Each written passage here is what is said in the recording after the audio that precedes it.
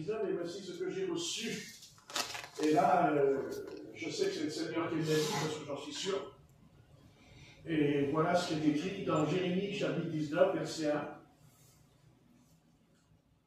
Ainsi a parlé l'Éternel, va, achète d'un potier un vase de terre, et prends avec toi des anciens du peuple et des anciens des sacrificateurs. Rends-toi dans la vallée de Ben-Hinnom, qui est à l'entrée de la porte de la poterie, et là, tu publieras les paroles que je te dirai. Tu diras, écoutez la parole de l'Éternel, roi de Juda, et vous, habitants de Jérusalem. Ainsi parle l'Éternel des armées, le Dieu d'Israël. Voici, je vais faire venir sur ce lieu un malheur. Oui, il tourdira les oreilles de quiconque entendra parler. Ils m'ont abandonné, ils ont profané ce lieu, ils ont offert de l'encens à d'autres dieux, que ne connaissaient pas ni eux, ni leur père, ni les rois de Juda. Et ils ont rempli ce lieu de sang innocent. Je m'arrêterai là. Ça suffira largement. Vous voyez, le Seigneur, au travers de ce message, on a compris que le peuple d'Israël ici, eh bien, il est tombé bien bas. Parce qu'il a laissé rentrer les divinités païennes.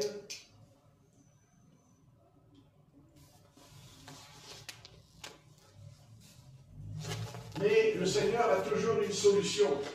Amen. Et la solution, car après tout, comment sortir de cette situation mondiale, de cette humanité? Alors il y a une solution, c'est sûr. C'est tout simple. Ainsi a parlé l'Éternel, va, achète d'un potier un vase de terre. Et prends avec toi des anciens du peuple, des anciens des sacrificateurs. Donc, on ne va pas tout lire tout le chapitre, parce que si on le lit, eh bien, il y a de quoi à comprendre que le peuple d'Israël va passer un très mauvais moment. Et il va passer un 5 quarts d'heure, mais il faudrait lire tout le reste du chapitre 19. Et d'ailleurs, on pourrait lire au verset 6, c'est pourquoi voici les jours viennent, dit l'Éternel, où ce lieu ne sera plus appelé Tophé et la vallée de Ben-Hinnom, mais où on l'appellera vallée du carnage. J'anéantirai dans ce lieu le conseil de Juda et de Jérusalem. Je ferai tomber par l'épée devant eux leur ennemi et par la main de ceux qui en veulent à leur vie. Donc je pourrais continuer, ça serait bien long. Vous voyez, le centre du message, c'est que Dieu parle du potier. Il parle du potier. Il dit, ainsi parle l'Éternel, va, achète d'un potier un vase de terre. Ça n'a pas l'air comme ça, mais c'était pourtant la seule solution pour l'Éternel, malgré les sentences et tout ce qu'il va faire à ce moment-là contre Israël. Là où il va mener Israël, et c'est terrible, parce qu'il nous est parlé justement, l'épée va fondre sur eux, il va y avoir toutes sortes de grands malheurs, même par la nature. Et si on voulait transmettre un message aujourd'hui à l'humanité, eh bien c'est tout simple. C'est que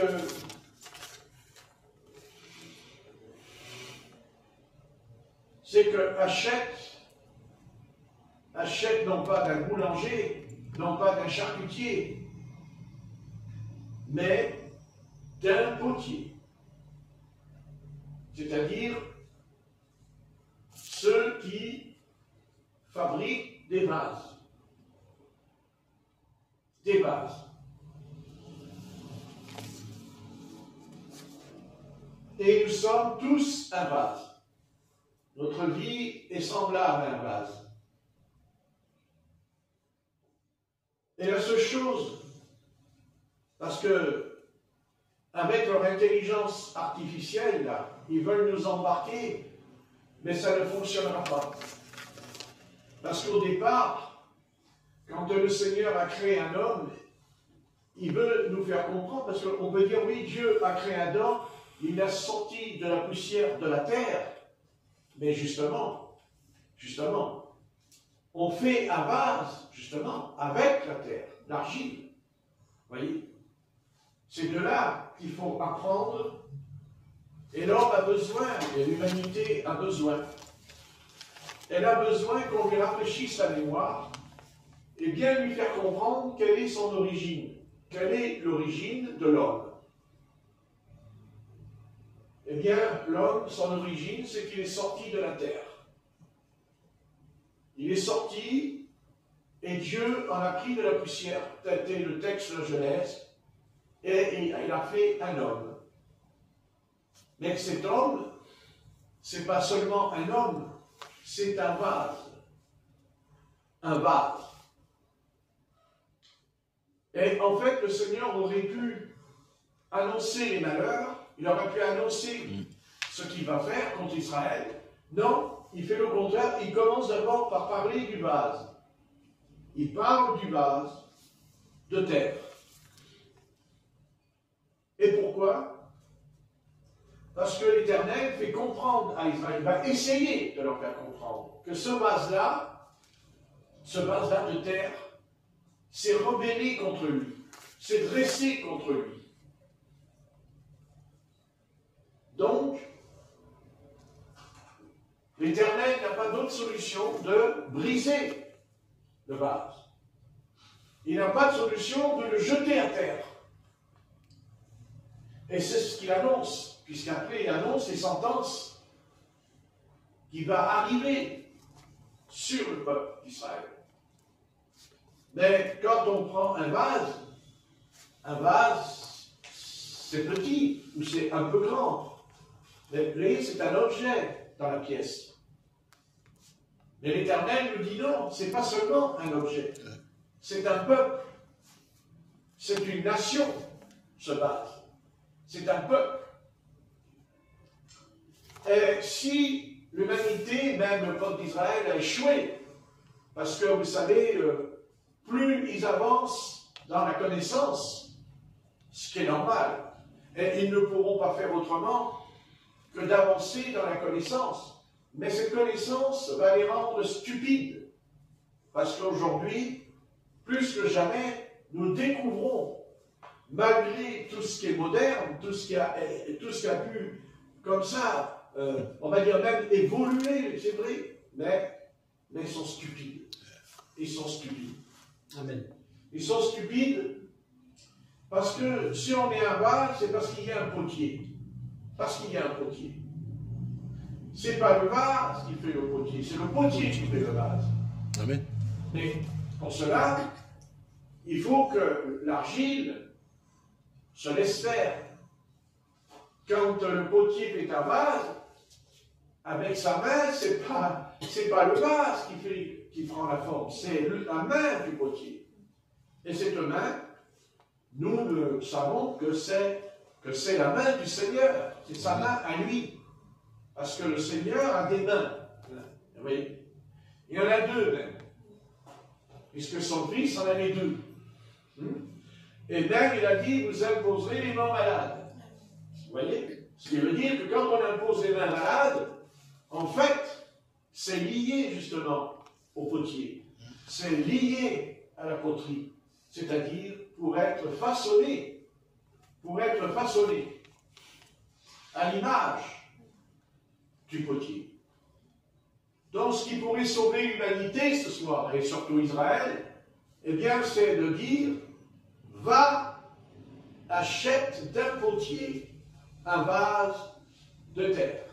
Achète, et bien sûr, ce potier, voyez, le vase, eh bien, c'est que nous devons aller dans la maison du Seigneur. Et dans la maison du Seigneur, il y a le potier. Et nous le connaissons, son nom. Il s'appelle Jésus. C'est Jésus.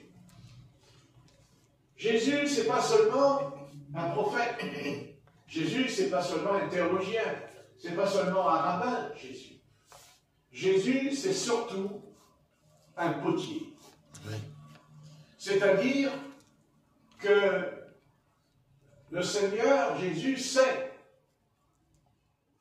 ceux qui vont se laisser former, ceux qui vont accepter la discipline, ceux qui seront d'accord pour aller sur le tour et laisser la main travailler l'argile. Au départ, quand on met l'argile, ce n'est pas encore formé, mais c'est sa main, c'est la main du potier qui travaille. Vous voyez? C'est pas le vase qui se fait vase, c'est la main qui fait le vase. L'humanité va échouer et elle va tomber parce que Dieu ne veut pas, il n'en veut plus de ce vase qui est l'humanité. Il n'en veut plus parce que ce vase-là ne lui sert à rien parce qu'il est déformé et qu'il n'en est pas l'auteur. Ce n'est pas lui qui a formé, c'est impossible. Il a formé le premier homme, mais pour que Adam accepte pas seulement de se soumettre à l'Éternel, mais de laisser l'Éternel avec sa main pour former un vase. L'apôtre Paul nous dit qu'il y a le vase d'honneur et il dit il y a le vase vil. Un vase qui déshonore le Seigneur.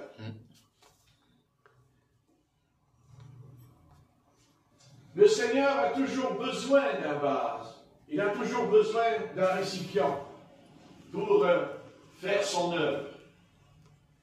D'ailleurs, Jésus lui-même, quand il a été invité aux noces de Cana, nous savons que Marie, sa mère, bien que Jésus lui dit, femme, qu'y a-t-il entre moi et toi? Eh bien, déjà, le Seigneur a commencé en elle le vase. Parce qu'il y avait annoncé dans le temple, par Siméon, une épée te fendra, te brisera le cœur. Mais ce brisement était très important. Et Jésus ne s'est pas trompé. Jésus ne s'est pas trompé. Car à 2 reprises, il dira, non pas mère, mais vous voyez, il dit femme. Femme. Jésus savait, Jésus avait pressenti que l'humanité ferait de Marie une idole. La reine du ciel, comme dit l'Apocalypse. Il l'a pressenti et il a veillé non pas dans le mot mari, mais dans le mot femme. Et Marie, tout en ayant porté le Fils unique de Dieu, eh bien, elle a dû passer par le brisement. Et vous savez, on ne peut pas grandir, on ne peut pas avancer, on ne peut pas, avec le Seigneur, il n'y a pas d'autre chemin, il n'y a pas d'autre solution, il n'y en aura jamais d'autre. La seule que Dieu a établie, c'est d'être brisé. Bien sûr, être brisé, ça fait mal. D'abord, ça fait du bruit quand il tombe par terre, parce qu'il part dans tous les sens, c'est plein de morceaux par terre. Mais les morceaux qui sont par terre, c'est que justement, que même si le vase n'est pas encore brisé, mais de toute façon, il est en morceaux. Et ce soir, notre humanité est semblable à ce vase. Et Dieu n'aura pas d'autre choix. Dieu ne pourra pas faire autrement, car il va le faire, et il prépare étape par étape.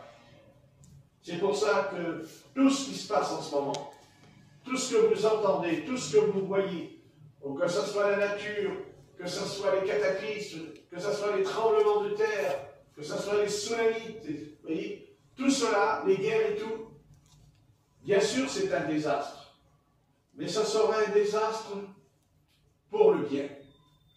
Car un vase qui n'est pas brisé ne peut pas être utilisé par son maître. Seul le brisement permettra et fera ressortir la vie, c'est-à-dire la vie du Seigneur et pas la nôtre. Nous savons que notre vie ne nous appartient pas, mais nous savons que nous ne sommes pas faciles parce que nous sommes têtus et résistants. Donc Dieu prend le vase et il le jette par terre, avec toutes ses conséquences. Mais il en est le chef. C'est lui qui est à la tête de l'Église, parce qu'il est le chef de l'Église. Et c'est lui qui sait ce qu'il fait. On pourrait accuser le Seigneur de toutes sortes de choses quand il commence à faire ce genre d'opération. Mais j'aimerais aussi vous parler d'un deuxième vase, parce qu'il y a deux sortes de vases. Le premier est fait d'argile et de terre, et ce vase-là, quand on le jette par terre, il se brise. Donc il y a un espoir que Dieu pourra faire une œuvre. Mais il y a un deuxième vase, et celui-là, eh bien, ça s'appelle le vase d'airain. C'est le vase qui est en fer. Et apparemment, eh bien, quand on le regarde, on pourrait dire, ben, il est quand même plus fort, il est plus puissant, il est plus résistant, parce qu'il n'est pas fait d'argile. Et le Seigneur le prend et il le jette par terre, mais voilà la faille. La faille qui pourrait aussi être notre faille, à nous. C'est que ce vase de terre va tomber par terre, mais il ne se brisera jamais. Mais par contre, il fera du bruit, il aura des bosses, il sera abîmé, déformé, mais jamais brisé. Et avec un tel vase, Dieu ne peut rien faire, si ce n'est que de le jeter au feu. De le jeter au feu. C'est là que le Seigneur rencontre, parce que, voyez, que ça soit son peuple, ou que ça soit le monde, le Seigneur est un potier, il est un berger, il est un prophète, il est un docteur, il est un rabbi, et même Marie de Magdala a dit maître. Mais Marie de Magdala, elle, quand elle a dit naître, c'est parce que justement, elle a été brisée. Elle a été brisée quand elle a vu Jésus-Christ de Nazareth crucifié sur la croix. Elle est brisée. Les apôtres n'étaient pas encore brisés, parce qu'ils sont repartis pour aller à la pêche. Ils ont repris les affaires du monde, mais pas Marie de Magdala. Non. Elle est brisée. Elle est devant le tombeau et elle pleure. Elle souffre. Et sa souffrance est tellement profonde qu'elle dira, où est-ce qu'ils ont mis le corps de mon Seigneur? Elle dira, où est le corps? Le corps. C'est-à-dire, où est le vase? Où est le potier? Elle avait compris très tôt qui était Jésus de Nazareth. Les autres aussi, ils savaient qui était Jésus de Nazareth. Mais pas comme elle. Parce que elle. Ça va? Oui. Je te fais du bruit pour respirer. Vous voyez, le vase a été brisé. Mais à quel prix? 7 démons ont dû sortir d'elle. Pas 1, 7 démons. Donc vous voyez que le vase soit jeté par terre, qu'importe. De toute façon, le Seigneur a d'autres moyens, c'est de faire sortir ce qui n'est pas de lui, ce qui ne fait pas partie de lui. Et Marie de Magdala avait 7 démons. Et Jésus l'aimait énormément. Mais il ne pouvait pas en faire un vase d'honneur tant que ces 7 démons, ces 7 mauvais esprits habitaient en elle. Jamais. Donc Dieu, ce soir, est dans un état où il doit maintenant prendre la décision. Une décision qui va bouleverser, qui va changer les donnes de l'humanité. L'humanité ne le sait pas encore. Pour l'instant, elle est spectatrice des événements. Vous voyez, c'est comme si elle était au théâtre et elle voit une pièce de théâtre, l'humanité. Mais ce qu'elle ne sait pas, c'est que Dieu va leur dire, cette pièce de théâtre que vous regardez, c'est vous qui l'avez écrite, c'est vous qui l'avez conçue, c'est vous qui avez fait cette pièce de théâtre, parce que les acteurs que vous voyez dans cette pièce, c'est vous.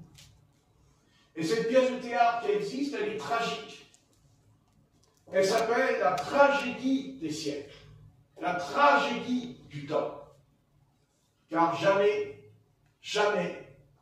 vous avez voulu vous remettre en question et considérer devant Dieu, pas que seulement Dieu soit un créateur, mais que Dieu a dit, tu es un vase, mais tu es un vase qui n'est pas brisé, tu es un vase qui n'a jamais été soumis à ma volonté et à mon esprit. Parce que quand on parle de la volonté du Seigneur, c'est quoi? C'est d'être obéissant au Saint-Esprit. C'est pour cela que le Seigneur a donné le Saint-Esprit. Il donne le Saint-Esprit, comme il l'a donné dans l'Ancien Testament. Mais il ne l'a pas donné à toute l'humanité. Il a donné le Saint-Esprit d'abord à son peuple qui s'appelle Israël. Quand on parle de l'argile, quand on parle du potier, quand on parle, vous voyez, du vase, Dieu démontre à l'humanité que justement Israël est ce vase et que seul Israël pourra, tôt ou tard, être la tête des nations. Mais elle ne peut pas être la tête des nations parce qu'Israël n'a jamais accepté que Dieu le brise. C'est-à-dire qu'Israël a toujours eu un cœur un cœur endurci, c'est-à-dire, on va dire, en fer. Car le vase qui est en fer, vous pouvez le jeter par terre, vous pouvez le rejeter tant que vous voulez par terre, il ne se brisera jamais. Amen. Jamais. Seul le vase d'argile, même s'il ne tombe pas, comme ça très fort, mais de toute façon, il sera brisé. Et la Samaritaine a été brisée. Elle a été brisée parce qu'elle a accepté, parce qu'elle a été confondue en elle, ce qu'on appelle la mort. La mort. La mort. Voilà un vilain mot que nous n'aimons pas entendre. La question, c'est que bien sûr, nous allons mourir. Et nous allons tous mourir. Que nous le voulions ou pas, nous partirons. Mais passerons par ce chemin qui s'appelle le décès. Qui s'appelle pour les hommes le deuil. Et nous pensons que c'est une perte de temps de passer par ce chemin, par cette voie. Mais c'est par la mort. C'est par la mort que Jésus-Christ nous a sauvés. C'est par la mort que Jésus-Christ est ressuscité. Car il ne peut y avoir de résurrection si d'abord il n'y a pas la mort. Jésus dira dans l'évangile de Jean, si je ne me trompe pas, chapitre 6, le grain de blé qui est mis en terre, s'il ne meurt, il ne porte pas de fruits. Amen. Donc, vous voyez, le Seigneur sait ce qu'il fait avec nous. Nous avons un chemin à parcourir, nous avons une trajectoire en nous à parcourir. Mais, quand le vase sera prêt, quand il est prêt, eh bien, le Seigneur le récupère. Et, bien sûr, il le met dans son temple. Il va le mettre. Parce que dans le paradis, il ne peut pas y avoir de vase qui n'a pas été brisé. Car à entrer dans le paradis, tout en étant un vase, même du Seigneur, mais s'il n'est pas brisé, il ne peut pas entrer. Pourquoi? Parce que nous sommes issus d'Adam. Nous sommes issus de cet homme qui est tombé. Mais Adam, lui, quand il tombe, Adam, ce n'est pas le Seigneur qui l'a fait tomber, c'est Satan qui a fait tomber. C'est Satan qui a jeté le vase par terre. Seulement voilà, ce vase-là, il était en airain, il était en fer. Ça veut dire par là qu'il n'y a pas d'autre solution. Il ira au feu. Il ira dans le feu. Ce que nous pourrions nous dire par le mot latin, l'enfer. Donc, le salut du pécheur, les âmes qui ne sont pas sauvées, elles ne sont pas sauvées. C'est pas parce que Dieu a dit, toi tu es sauvé, et toi tu n'es pas sauvé. Toi je te sauve, et toi je ne te sauve pas. C'est pas ça le message qu'on a lu. Va dans la maison du potier, et demande-lui un vase. Le monde est perdu parce que justement il est un vase, mais un vase d'airain. C'est-à-dire un monde qui résiste. Un monde qui est comme le fer, et jamais ils ne se convertiront. Jamais. Parce que leur nature les empêche. Mais il y a aussi les vases de terre. Et quand ils sont jetés par terre, ils sont brisés. Et quand le vase est brisé, alors le Seigneur ne ramasse pas les morceaux pour les recoller. Non. Non. Il fait un nouveau vase. Ce qu'on appelle, dans le langage de l'apôtre Paul, l'homme nouveau. Un vase qui n'a pas été brisé, un vase qui n'est pas docile entre les mains du potier, n'entrera jamais n'entrera dans le paradis. Parce qu'il ne peut pas y avoir de vase d'airain dans le paradis, car l'airain, le fer, représente la dureté, le manque de... Le vase n'est pas souple entre les mains. Bien sûr, pour comprendre ce que je dis, il faut avoir cette vision du passage que nous venons de lire. Va dans la maison du potier. Ne va pas dans la maison d'un sacrificateur. Ne va pas dans la maison d'un berger. Ne va pas dans la maison d'un prophète. Ne va pas dans la maison d'un législateur. Ne va pas dans la maison d'un rédempteur. Mais d'un potier. Ça n'a pas l'air, ce simple petit mot qui est petit, mais qui est très important, car sans le potier, il n'y a pas de vase.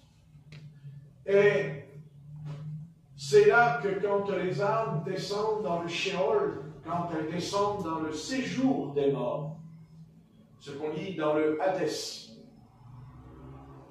elles pensent que c'est fini, qu'il n'y a plus rien, mais c'est faux. C'est faux, pas dans le sens parce que le Seigneur nous dit que c'est faux, mais parce que nous comprenons sa pensée. C'est-à-dire qu'en tant que potier, alors, eh bien, c'est qu'il fait les bases. Autrement, il n'est pas potier. Ça ne servirait à rien d'avoir ce titre. Ça ne servirait à rien d'avoir cette fonction. Ça ne servirait à rien d'être artisan. Ça prend sa valeur parce que seul le potier a le droit de jeter un vase par terre et de le briser, et d'en prendre un autre, d'en faire un autre. Parce que le premier, c'est Adam, et le deuxième, c'est le second Adam. Comme dira l'apôtre Paul, le premier Adam est une âme vivante, et le second Adam est un esprit vivifiant. Mais là où nous sommes bloqués, j'ai dit bloqués, c'est que quand nous naissons dans le monde, nous sommes un vase. Mais quand nous naissons de nouveau, nous sommes aussi un vase. Mais ce vase-là n'est pas de la même nature que le premier. C'est un vase. Ce sont des vases. C'est-à-dire, ils ont la forme d'un vase. Et si on ne fait pas attention, on ne ferait même pas la différence. Et d'ailleurs, on serait capable de mettre dans le vase ce que vous voulez pour décorer la cabane. Mais ce qui compte, ce n'est pas ce qu'on va mettre dans le vase. C'est ce que le vase est. Car je peux mettre des fleurs dans un vase de terre, comme je peux mettre des fleurs dans un vase de fer. Mais ça changera au moment de la nature. Sa valeur n'est pas dans le fait de mettre un beau bouquet de fleurs. D'ailleurs, il a été conçu parce qu'il est serviteur pour porter les fleurs. Un vase qui ne peut pas porter les fleurs ne sert à rien. Il est un objet, certes posé sur un meuble, mais il ne sert à rien parce qu'il n'a pas la vie. Il n'a pas la vie parce qu'il ne peut pas manifester. Il ne peut pas. Il ne pourra jamais. Vous savez, les choses de Dieu sont conçues par rapport à ce que je dis ce soir. C'est simple. Ou tu es un vase de fer, ou tu es un vase de terre, d'argile. Et si tu es un vase de fer, le Seigneur pourra te dompter pourra te dresser, et tu resteras ce que tu es. Jusqu'au départ, car n'oublions pas que ce soir, n'oublions jamais, jamais, que nous sommes pèlerins et voyageurs Amen. sur la terre. Sur la terre, amen. Et qu'un voyageur ne reste pas au même endroit. Il est appelé à déménager et quitter son corps, quitter cette enveloppe, c'est justement déménager. Ce n'est pas disparaître, c'est changer d'endroit, c'est changer de lieu.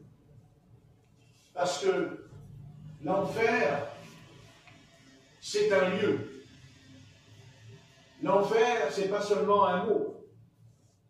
L'enfer, c'est une région. C'est un territoire dont Satan est le chef et le prince.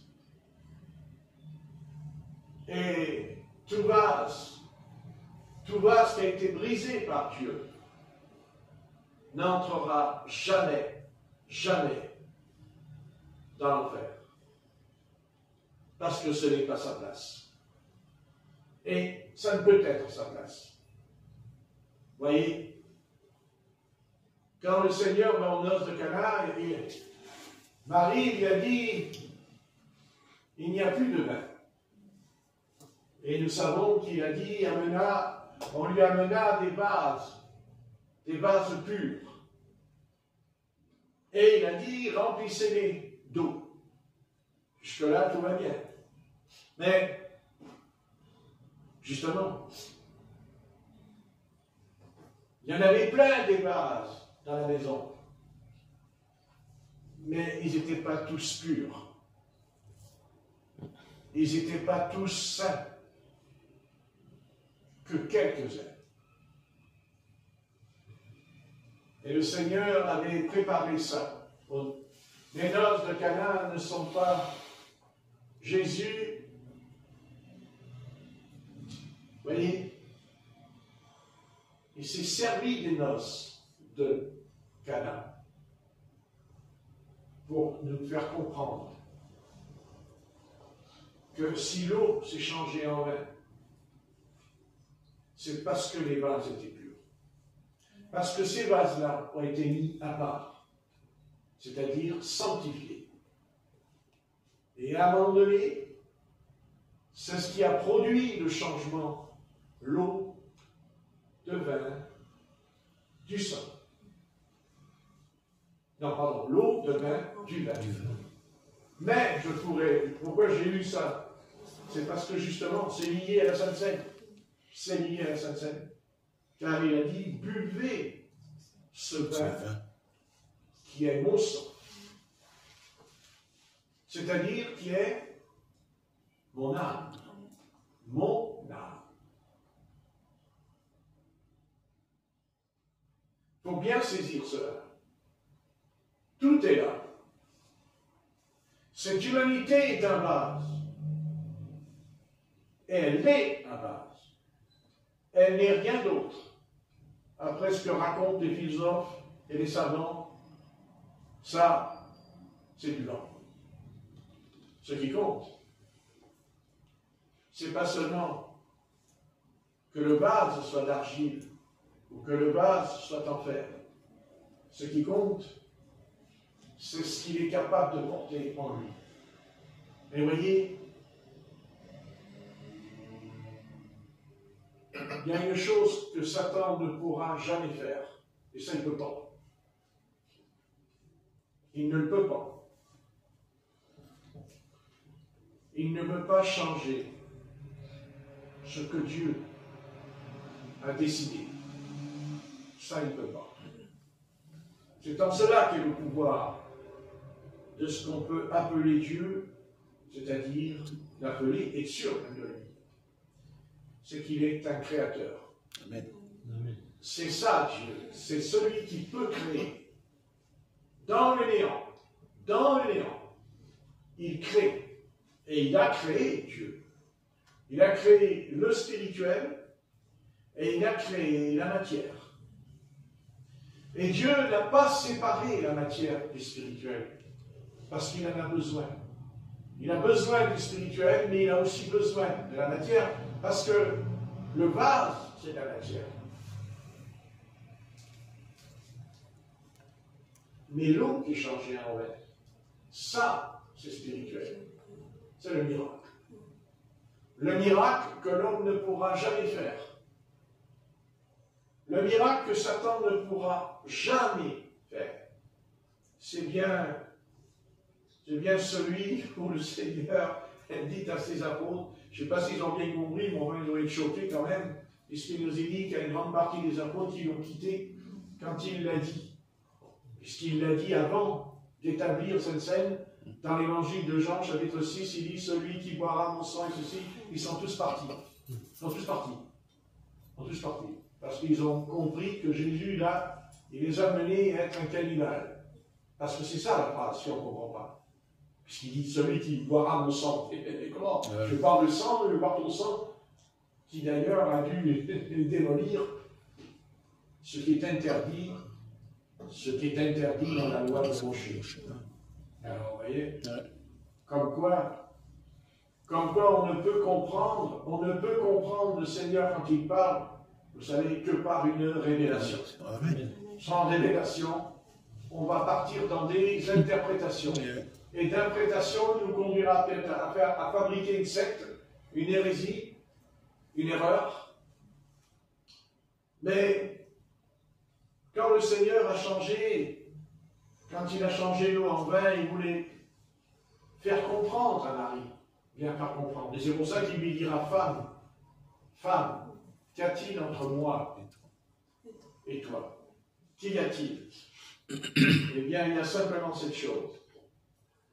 C'est que tu es un vase, mais un jour, tu ne seras plus ce vase. Toi, tu es un vase en tant que mère qui aime son fils. Et moi, je te dis, femme. Et là, Jésus n'est plus un enfant. Jésus, quand il dit femme par rapport à la phrase, il ne prend plus la position d'être son fils. Alors, de qui est-il fils? Puisqu'il ne dit pas mère, il dit femme. Et quand il dit femme, il s'adresse à toutes les femmes qui sont dans la rue. Et quand il dit mère, il ne s'adresse pas à toutes les femmes qui sont dans la rue, ou autour de lui. Il est précis. Quand il dit mère, c'est celle qu'il a portée. Ouais. C'est celle qu'il a mis au monde. Ouais. Et Jésus va se détacher d'elle. Et il va la détacher de lui. Pour lui faire comprendre qu'il ne faut pas confondre le spirituel et le naturel. Et que d'ailleurs la Bible dit que ce fut le premier miracle qu'il y a eu à Cana. Le premier miracle. Ouais. Et ce miracle que le Seigneur a conçu, il est logique dans sa pensée. Parce que ce miracle a eu lieu dans un mariage, dans un couple.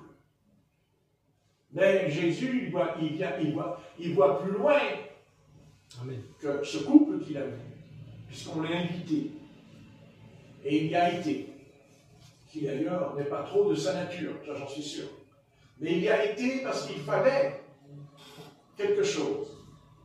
C'est pas seulement aux disciples que le Seigneur a parlé, il a certainement parlé, c'est leur expliquer quelque chose, mais surtout ce que Jésus voulait, c'est Marie. C'est Marie.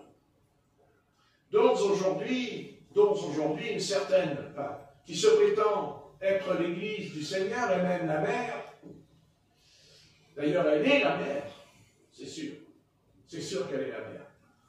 Le problème de cette Église, c'est qu'en tant que mère, son fils, ce n'est pas Jésus, mais c'est Satan. C'est Satan. Et que ça leur plaise ou non, l'Église catholique romaine est la mère des impudiques dans l'Apocalypse. La mère des impudiques. La mère qui couche avec les princes et les rois de la terre qui trafiquent avec les démons.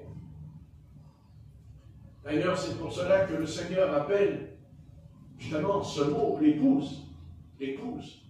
L'épouse, c'est-à-dire celle qui sort de ses entrailles, qui sort de ses entrailles.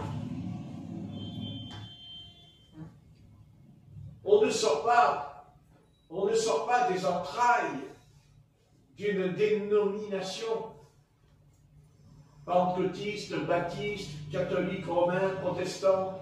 Ça, ce sont des entrailles. Mais c'est pas ça. Nous ne sommes pas sortis. Nous sommes nés de nouveau.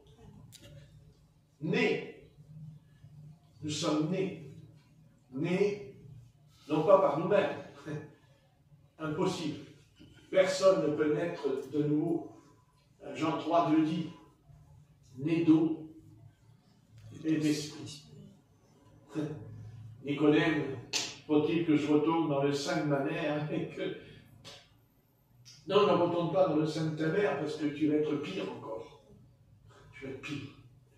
Non. Non, je vais te briser. Je vais te briser. Vous savez, quand on jette un vase par terre, il se brise même pas en une minute, même pas une minute. Il tombe comme un éclair. 2 secondes. Comme ça. Et les hommes, eux, ils vont aller chercher le pot de colle, ils vont ramasser les morceaux, et puis ils vont les recoller, vous savez, comme ça, vous voyez. Bon, enfin bon, on ne va pas trop le bousculer après, hein, parce qu'il ne va pas tenir longtemps. Si on fait un geste, il ne va pas tenir, parce que c'est des morceaux. Mais même s'il tient, quand on le regardera au loin, même s'il a beaucoup de fleurs plus jolies, il y aura toujours des morceaux collés au loin. On verra les traits de chaque morceau. Il n'est pas net. Il n'est pas net. Voilà toute la différence entre le monde et nous. C'est que nous sommes la base du Seigneur. Nous sommes la base qui a été brisée. Elle a été brisée parce que le Seigneur nous a brisés. Et pour nous briser, il nous a conduits vers la croix. La croix est synonyme de mort. La croix est synonyme, je meurs. Je meurs. Mais quand je meurs, c'est ce que le Seigneur fera sur la croix. La Bible dit qu'ils se sont précipités pour lui apporter une éponge de vinaigre. Et d'ailleurs, il l'a bu, parce que la première fois, il ne l'a pas bu. Mais la deuxième fois, il boira. Et il dit, il rendit l'esprit. Il rendit l'esprit. Et là, il y a eu les éclairs et les tonnerres sur la terre. Il rendit l'esprit. C'est-à-dire, il règle le problème. Il règle ce problème. Et il a réglé le plus grand de tous les problèmes. C'est qu'il a vaincu la mort. Alléluia. Il a vaincu la mort. Et personne, aucun prophète hébreu dans l'Ancien Testament n'a vaincu la mort. Il l'a vaincu tout en étant vainqueur. Parce que Jésus-Christ aurait pu très bien nous sauver sans mourir. Il en avait la capacité. Et Satan le savait, puisqu'il lui a dit à deux reprises, il lui a dit, le Sanhédrin a dit, s'il est le Fils de Dieu, qu'il descende de la croix. Et plus loin, il dit, les soldats aussi nous ont dit qu'il descende de la croix. Qu'il descende de la croix. Il aurait pu descendre. Mais est-ce qu'ils auraient cru pour autant? Certainement pas. Et je dirais même, il vaut mieux pas qu'il descende de la croix, Jésus de Nazareth. Parce que, alors là, déjà qu'ils ont fait de Marie la reine du ciel, je ne sais pas ce qu'ils auraient fait de lui. Mais vous voyez, il y a une chose que les hommes n'ont jamais pu faire de Jésus. Jamais. Une idole. Eh ben non, Jésus-Christ n'est pas une idole. Non. Ils peuvent faire tout ce qu'ils veulent, mais ils n'auraient pu faire une idole. Au contraire, ils le méprisent. Ils lui crachent au visage. Ils le rejettent. Et s'ils l'acceptent, alors c'est pour le déformer. C'est pour faire de lui un petit bébé dans la crèche. Un petit bébé. Petit bébé. Vous voyez les ténèbres, l'obscurité des ténèbres, des antres, de l'obscurité de l'intelligence. Jésus-Christ. Ah. Apocalypse chapitre 2. Mais eux, c'est un bébé. Non, Jésus n'est pas un bébé. Heureusement. D'ailleurs, si Jésus n'est pas un bébé, comment pourrait-il être aujourd'hui au travers des images, ou au travers d'une statue, où Marie tient le bébé dans sa main? Donc ce n'est plus Jésus qui est sauveur, mais Marie, puisqu'elle le tient dans sa main. Donc en fait, c'est lui qui sauve. Et c'est Satan qui veut ça. C'est-à-dire toujours le diminuer. Toujours diminuer Jésus de Nazareth. Il faut le diminuer. Il faut. Bien sûr, il est Jésus, mais il est aussi une superstar. Donc, vous voyez, on tombe dans l'angélisme et d'un coup, on tombe dans l'abomination. Jésus, une superstar. Avec le roc. Parce qu'il y a le roc qui accompagne cette imagination diabolique et démoniaque. Parce que c'est démoniaque, cette histoire, démoniaque. Parce que, voilà, je présente ce vase de fer, et Dieu l'a jeté par terre au travers de nombreuses guerres, de guerres. Car après tout, pourquoi tant de guerres? Pourquoi la guerre sur la terre? Parce que justement, c'est le vase, non pas d'argile, c'est pas le vase qui va être brisé. Non, c'est un vase de fer qui est brisé. Sur le champ de bataille en Normandie, quand ils ont débarqué les nations, c'est pas un vase d'argile qui a été brisé, c'est un vase de fer. Ça, vous voyez, ça fait du bruit, il y a des bosses, remarquez ça, les bosses, il les a pendant que je prêche. Parce que cette humanité, c'est toujours le... Parce que c'est le même vase. Le vase, ce soir, qu'il y a là, c'est exactement le même qui est tombé sur les plages de Normandie. C'est le même qui est tombé là-bas à Verdun, dans la Somme. Mais ils n'ont rien compris et ils n'ont pas changé. Au contraire, ils sont devenus pires. Parce que Satan leur a fourni la solution. Vous savez, quand on parle d'Adolf Hitler et quand on parle de ça, on dit il a fait la solution finale. Mais la solution finale, ce n'est pas lui qui l'a fait. Il a été un précurseur, certes, mais la solution finale, c'est celle que nous allons voir bientôt et vivre. C'est-à-dire la disparition, disparaître. La civilisation que Dieu a créée. Jusqu'à nous amener, voyez, jusqu'à permettre à Satan de nous faire croire qu'en fait, il y a une autre civilisation qui arrive et qui va nous sauver. C'est un leurre. C'est un leurre. C'est-à-dire, ça n'existe pas. C'est un leurre, ce que vous voyez. Parce que la diable a la capacité de faire de telles choses, car il se déguise. Et il se déguise en ange d'un univers. Et tout ce qui se passe dans le ciel, et comme par hasard, on n'en parle plus du tout. Par enchantement, par un coup de baguette magique, il n'y a plus rien. Disparu. On en a fait tout un flanc pendant une semaine. Putain,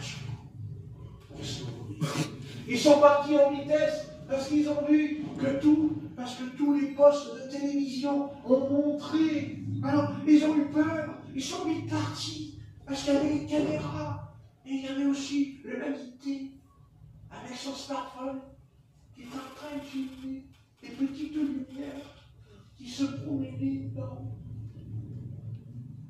Mais ça ne les a pas changés pour autant, ça ne les a pas transformés pour autant. Comment se fait-il que toutes ces choses qui dépassent l'entendement humain Et en même temps, on vient nous sortir que maintenant, nous allons vivre sur la terre avec une autre intelligence. Comme si que notre intelligence à nous était foutue. Que notre intelligence est nulle. Certes, elle n'est pas nulle. Elle est pervertie par quelqu'un d'autre. Satan. Satan. Vous savez, Satan, il ne sait pas quoi faire pour nous inventer son programme. Mais il est en train d'en préparer un. Et il sera de taille. Mais Dieu enverra tout ça par terre. Et croyez-moi, il va envoyer tout par terre. Comme je prends un vase et je le jette par terre. C'est exactement ce qui va se passer. Et vous savez, là, les morceaux, là, eh bien, ils vont être couverts de larmes. Parce que les larmes, elles vont couler, vous savez. Oh, elles vont couler, les larmes. Quant à nous,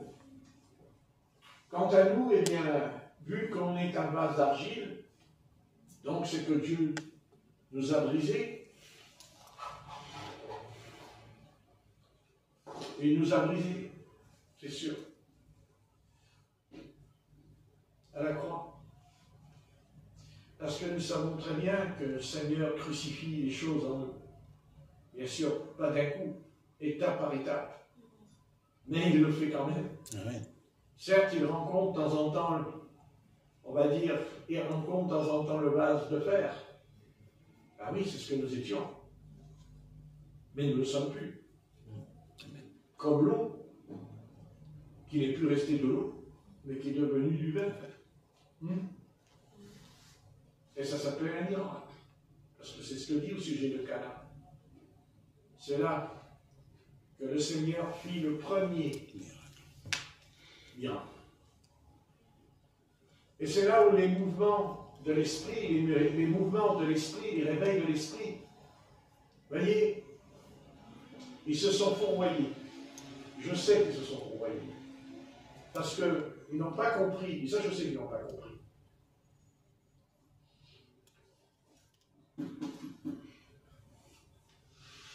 Certes,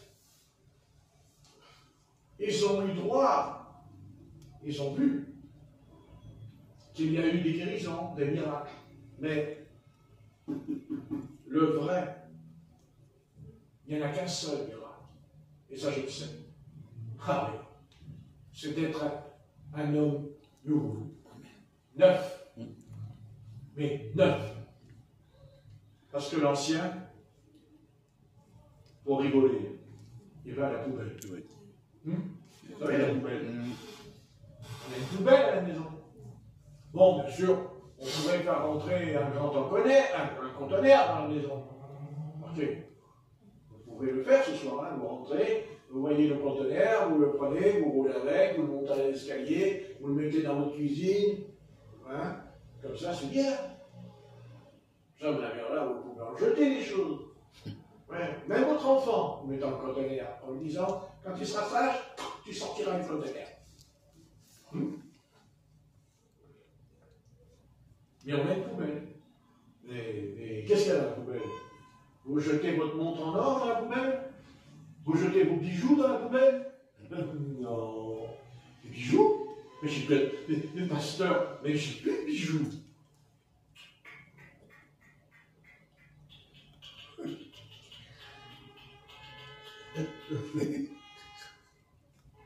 Parce que les bijoux, là, quand on les colle, ça fait un petit bruit. Tu ne les jettes pas dans la poubelle. Qu'est-ce que tu jettes dans la poubelle? Tu jettes quoi?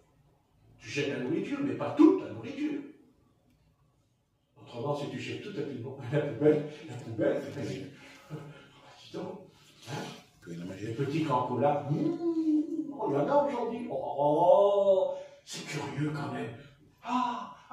Quand les païens, ils jettent leur poubelle, il n'y a pas grand-chose à manger. Mais les chrétiens, mais qu'est-ce qu'il y a à manger dans leur poubelle? Ils jettent tout. Et le cancola, il dit, mais pourquoi ils font ça, les chrétiens? Alors ils entendent une voix comme ça dans la poubelle, et c'est que les chrétiens, ils jeûnent. Ils jeûnent, les chrétiens? Oui, ils jeûnent, les chrétiens. Ah bon?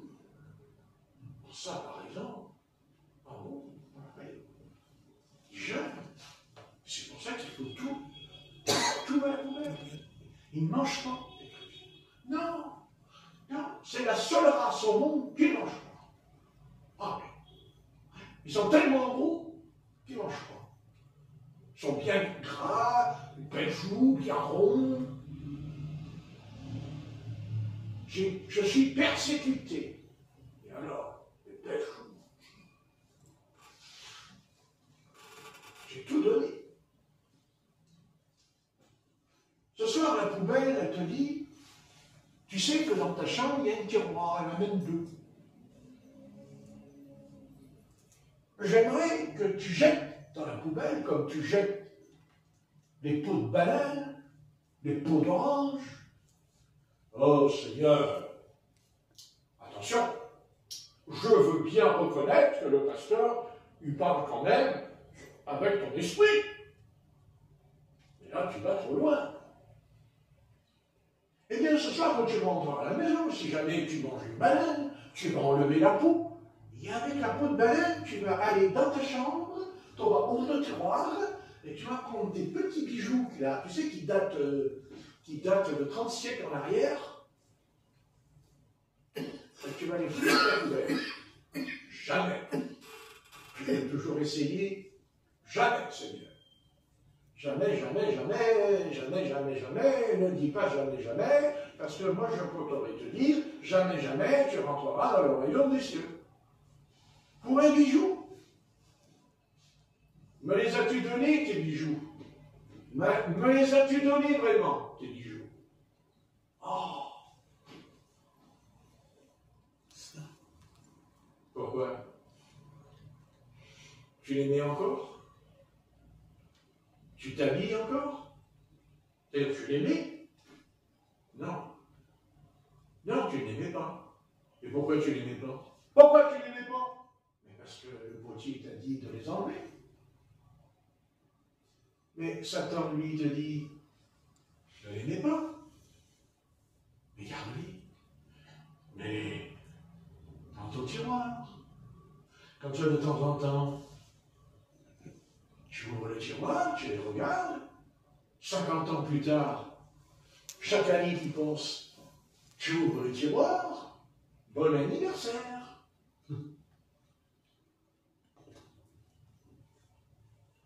Mais ici, ça n'existe pas. Ici, il n'y a personne qui a des bijoux dans le tiroir. Personne. Tout le monde est net. Non.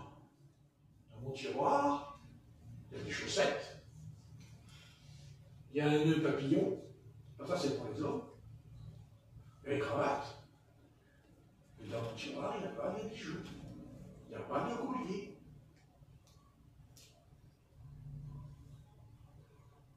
Mais si tu ne les mets pas, pourquoi tu les gardes?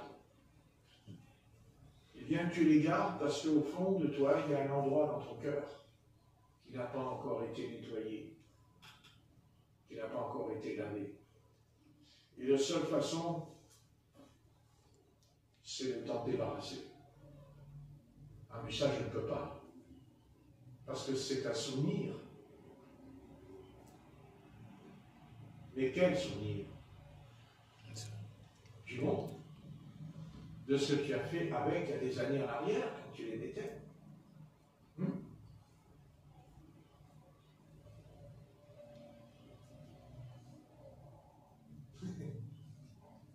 Ouh là là, attention à ce que tu dis. Fais gaffe à ce que tu vas dire, hein, parce que là, tu vas avoir des problèmes, toi, je te le dis. Hein. La personne ne va pas te faire des problèmes, elle va prier quand même pour toi, elle va rentrer à la maison. Tu vois, mais là, tu vois, là, c'est pas une peau de baleine, mais c'est toute la baleine que tu vas prendre sur la tête. Tu vois. Mais pourquoi les garder? Puisque c'est plus utile.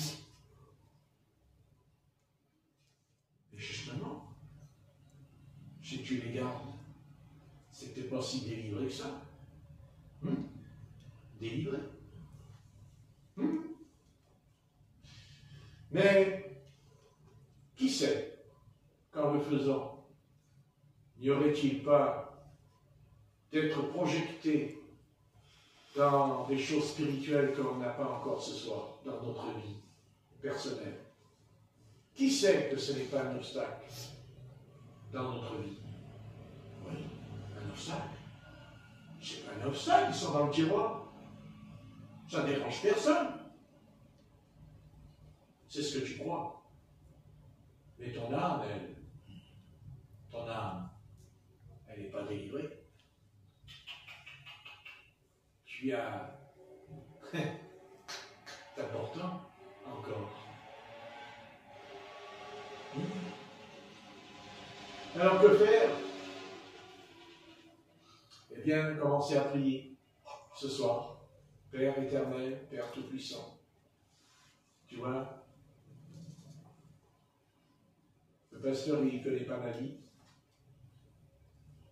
Et si c'est vrai, et si c'était vrai, que c'est un obstacle spirituel,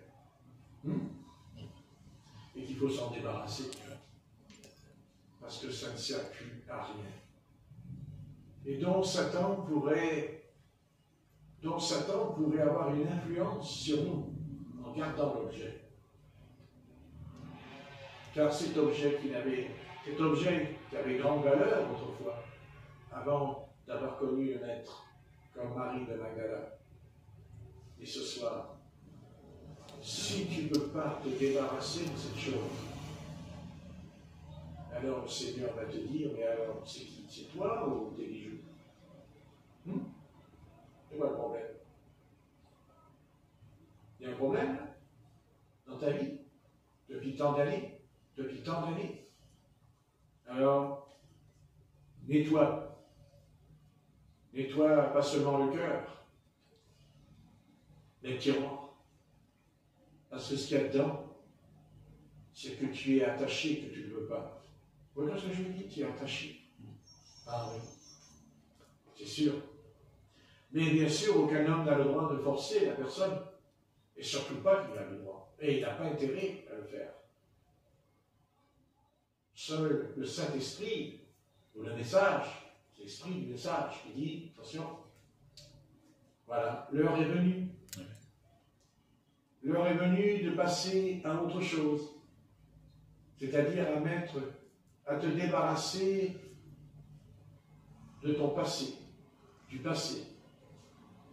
Car vous savez, nous sommes des êtres nostalgiques, n'est-ce pas? Ça c'est sûr. Hein? Ah oui. Ah oui. Ah bon, vous me direz, mais il n'y a pas de mal. Mais vous savez, quand nous pensons que c'est pas mal, c'est là qu'il y a le mal, justement. Eh oui, c'est un mal sournois, un mal secret. Mais le démon, lui, dans la maison, le démon dans la maison, vous comprenez ce que je veux dire? Il tient la chose. Et quand on fait sortir cette chose, quand on se débarrasse de cette chose, et je peux même vous parler par expérience, quand j'avais à peu près 19 ans, et il y a un chrétien, il m'a donné une chaîne, une très belle chaîne, avec la croix autour. Et la croix était magnifique. Et il m'a dit, tu es un chrétien, tu peux porter une croix autour du cou. Alors moi, qu'est-ce que j'ai fait? J'ai pris la croix et je l'ai mis autour du cou. Et je me suis dit, de toute façon, quand j'étais un voleur, je ne portais pas la croix. Heureusement. Peut-être que si je l'avais porté, je n'aurais peut-être pas été un voleur. On ne sait pas. Hein. Alors j'ai mis. Et le soir, à l'époque, j'habitais à la rue BDP, c'est là que j'ai reçu des prophéties extraordinaires.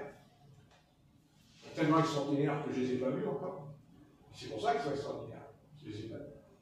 Et en attendant, je l'ai mis autour du cou. Et le soir, j'étais couché dans le lit, et oh mon Dieu, j'étais tourmenté. J'étais tourmenté. J'avais plus la paix. Je lui dis, mais qu'est-ce que j'ai fait au Seigneur? J'étais tourmenté. Et d'un seul coup, j'entends, dans la pièce, j'entends, enlève ça, enlève ça, enlève ça. J'ai dit, mais Seigneur, il n'y a pas de mal, c'est une chaîne avec la croix.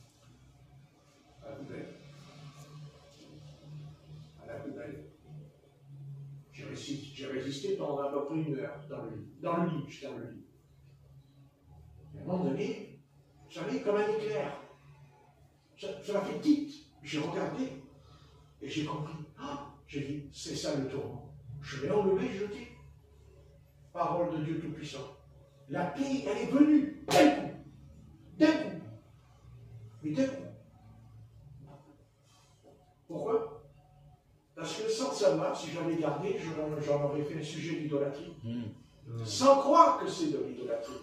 Mais le fait de le garder. Vous voyez, Dieu a dit, je ne veux plus rien. Je te veux, toi, seul. Et rien d'autre. Amen. D'ailleurs, l'apôtre Paul le dit, que la femme ne se pare ni de bijoux et d'or. Donc s'il a dit, c'est bon, il faut l'enlever. Amen. Mais si tu l'as enlevé, pourquoi tu les mets dans ton tiroir et tu les gardes pendant des années, tels bijoux? Pourquoi? Ah, peut-être qu'un jour tu les vendras parce que tu auras pu à manger, peut-être dans la cuisine. Tu iras les vendre, peut-être. C'est vrai, c'est pas faux. C'est pas faux. Réfléchis bien.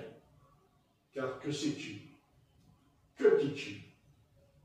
Qu'il n'y aurait pas Satan derrière, dans la maison, qui peut tenir des choses dans l'invisible.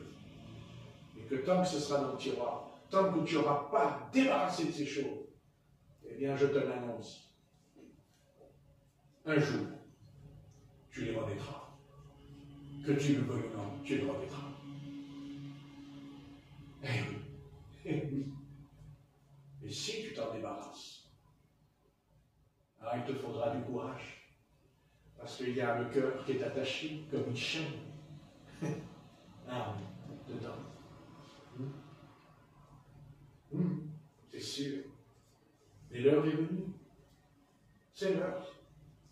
Le Seigneur aurait pu te parler peut-être il y a des années en arrière de ce sujet, il ne l'a pas fait. Parce que ce n'était pas l'heure. Parce que tu n'étais pas prêt, tu n'étais pas prête. Parce qu'il n'y a pas seulement des bijoux qui pourraient être bijoux, il y a d'autres choses dans notre vie que nous n'avons pas tout donné, abandonné. Ah oui. Quand on dit Seigneur, je t'abandonne ma vie, c'est beau. Je te donne toute ma vie, Seigneur. Oh, Jésus, je t'aime. Je prends toute mon âme. Le Seigneur, lui, il rentre à la chambre, il ouvre le tiroir. Premier tiroir. Deuxième tiroir. Troisième. L'armoire. Une petite boîte. Toute petite boîte. Et alors ces bijoux-là, ils sont bannis avec les autres. On ne sait pas pourquoi, c'est des bijoux un peu particuliers. Ils sont dans une petite boîte dans un coin.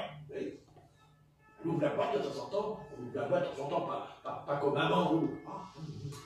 Oh, mes petits bijoux, oh, mes petits bijoux, oh, mes petits bijoux, oh, je vous aime, oh, la poubelle, oh, sacrilège, le bijou à la poubelle. Et tu ouvres ce livre, et dedans, il n'y a pas 36 bijoux. C'est Jésus. Amen. Amen. Uniquement Jésus. Ah, mais sinon, le monde, il va vous dire, il va crier, secte, la secte, c'est la secte, écoutez pas ces tombes, le sacrilège, ils vous disent, oh, attention, méfiez-vous, c'est la secte. Et le diable, il dit, oh, c'est la secte, hein. Ouh là là là, attention à ces tombes, oh, qu'est-ce qu'il t'a pas dit ce soir, attention. Et Satan, il dit, ouais, chouette, super. Parce que maintenant qu'il l'a dit, il a commencé à créer un combat au cerveau. Le cerveau, il a commencé à combattre. Je le fais pas, qu'est-ce que je fais? Oui. La nuit, je vais me lever, je vais tirer Je tirais les tiroirs, j'ai des bijoux sur le lit, j'ai regardé, non, des bijoux, bon, écoute Seigneur, je te fais une proposition. Je vais en jeter 2 ou 3. Allez, 2 ou 3.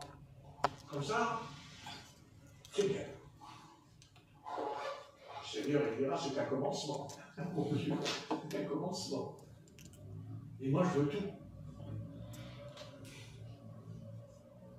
Il n'y a pas de mal. Quand sais-tu? Quand sais-tu? Ah, ignorante. Alors pourquoi Paul dit de ne pas les porter?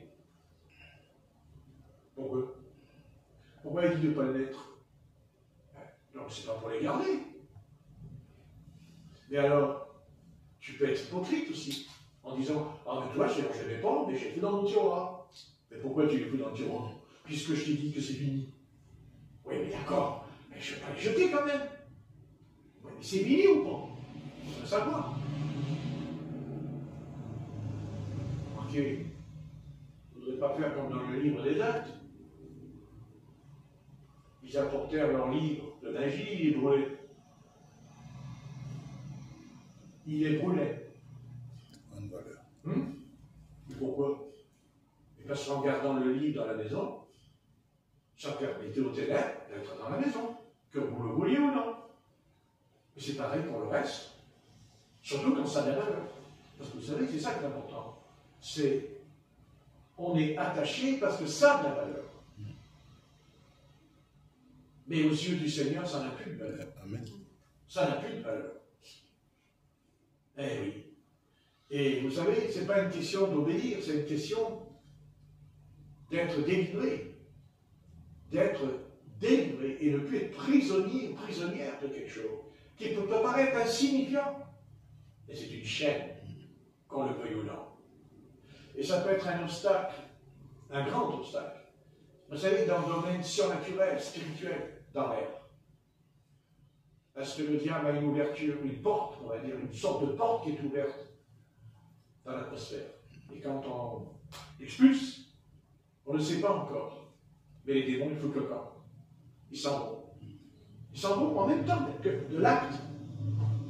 Parce que, sachez une chose, que Satan peut rentrer dans une chaise, et qu'il peut rentrer dans une armoire. Oui. Il peut rentrer dans une armoire, Satan. Et je peux vous le dire. Et il peut même vous foutre des coups dans l'armoire dedans. Des coups. Moi, je l'ai vécu. Quand j'avais une jeune fille, elle avait traversé le Jarret à 3 h du matin, pieds nus, pour venir chez moi, quand j'habitais à la Cébène. Elle a sorti du centre de psychiatrie, elle a sauté le mur, elle a traversé pieds nus, jusque là, à pied. Elle a frappé à la porte. Elle est rentrée. Au nom du Seigneur Jésus, elle est tombée par terre. Et bien pendant qu'elle était par terre, avec sa main, elle a soulevé une armoire, comme ça, couché par terre, elle a soulevé une armoire, comme ça. Je l'ai écouté, comme ça. Vous vous rendez compte? Une armoire par terre à la main. Et vous savez ce qu'il s'avait dans l'armoire? Boum, boum, boum, ça cognait dans l'armoire.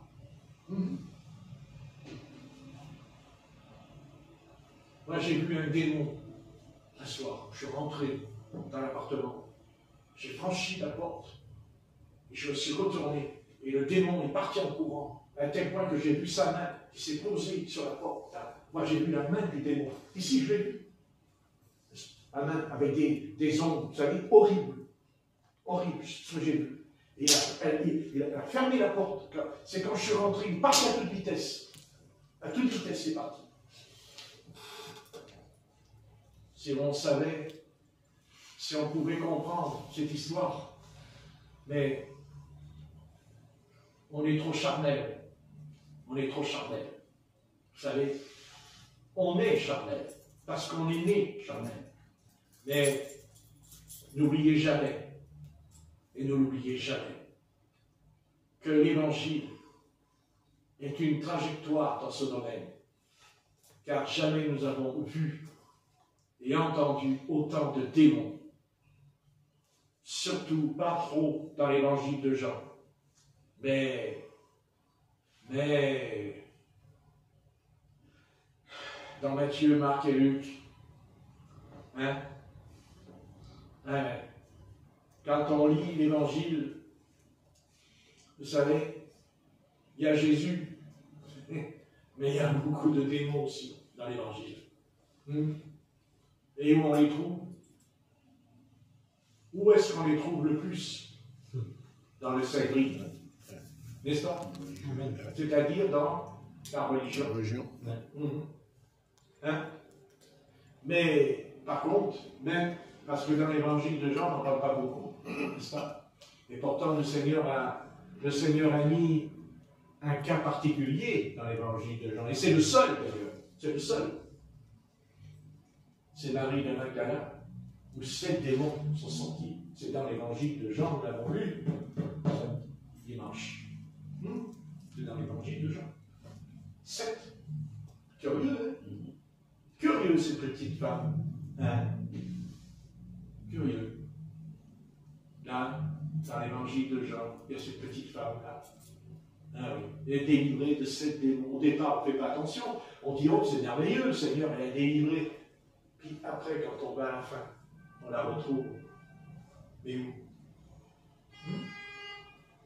Devant le sépulcre du Seigneur. Ah oui. Bon. Si on pouvait comprendre cette âme, quelle est cette âme qui était possédée de 7 démons? Ça, vous ne pouvez pas vous rendre compte ce que c'est déjà d'avoir un démon, un seulement, dans le corps. Les 7. Mais Jésus l'a délivré. Amen. Sortez. Sortez.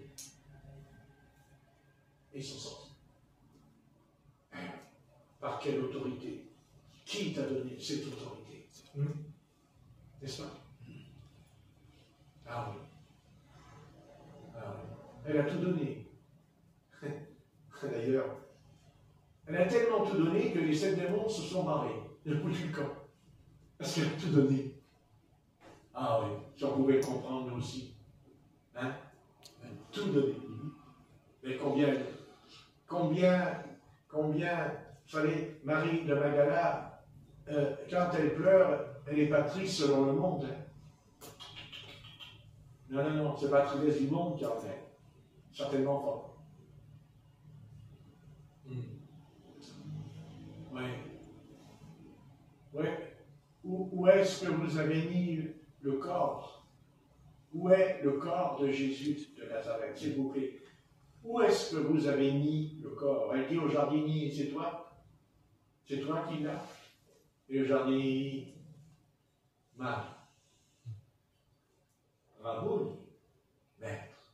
Oh, elle est partie en courant. Elle est courue pour les dire aux apôtres. Et les apôtres ont dit, elle n'est pas bien. Eh oui. Ils étaient encore charnels. Ouais. Mais le Seigneur va rectifier le tir. Parce qu'il dit, recevez le Saint-Esprit dans l'évangile de Jean. Avant la Pentecôte, il leur a dit, recevez. Il les a convoqués à la montagne des Oliviers de Galir. Ils reçoivent. Ouais. Mais pas la puissance. Non, pas encore. Mais le souffle, oui. Et regardez l'apôtre Pierre au chapitre 1, chapitre 2, chapitre 3, chapitre 4 et tout. Regardez l'apôtre Pierre, comment il parle, comment il enseigne.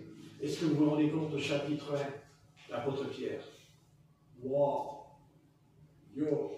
Alors que quelques jours avant, il l'avait renié 3 fois. Et après, quand Jésus ressuscite, quel homme qui est changé. Il a fait 5 prédications, l'apôtre Pierre. Au début du livre, il y a 5 prédications. À lui tout seul, devant Israël et devant les apôtres. Alors que c'est un ange qui a dit, je ne connais pas Jésus, je ne le connais pas. C'est beau. le souffle du Seigneur est venu. Le souffle est descendu. Et après, lisez l'apôtre Pierre au chapitre 1. Hein? Ah ouais. Quand l'apôtre Pierre dit, il a été dans son lieu de perdition, car c'est écrit dans les psaumes et tout, alors qu'il était un pêcheur de poissons. C'est un pêcheur de poissons, le gars. Et là, vous avez affaire à un extraordinaire théologien au chapitre 1 et 2. Hein? Ah oui. Il est le premier qui a reçu la révélation. Le premier. Au sujet du baptême d'eau. Vous vous rendez compte? Vous vous rendez compte? Ah oui. Est-ce possible qu'aujourd'hui qu'ils peuvent le lire et qu'ils disent que non? Hein? Et pourtant, vous voyez, on en revient au vase qui n'a pas été brisé. Et l'apôtre Pierre a été brisé. C'est sûr.